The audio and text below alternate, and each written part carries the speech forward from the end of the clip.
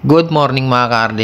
Nandito pa rin tayo sa General Trias, Cavite at pupunta tayo ngayon sa Barangay Hall ng Barangay Tapia dahil ngayon ang schedule ng Kumilik Voters Registration. Kung mapapansin nyo mga ka-RD, medyo traffic na kasi kaliwat kanan na yung parking ng mga sasakyan. Motor, e-bike, tricycle, sasakyan. Kasi medyo marami na ngayong tao eh. Kanina kasing umaga, yung asawa ko kumuha na ng number.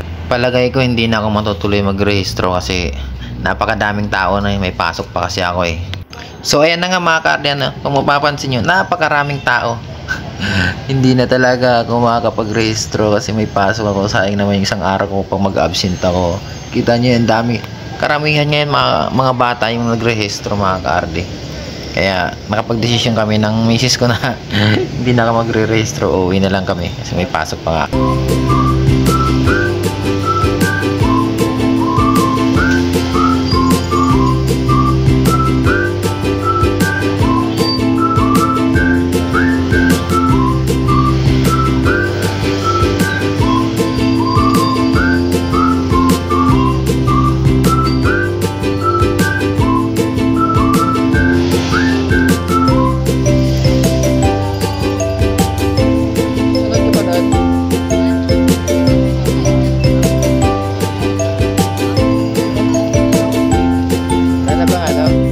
May susunod na, sa sunod baka may sumunod pa dyan.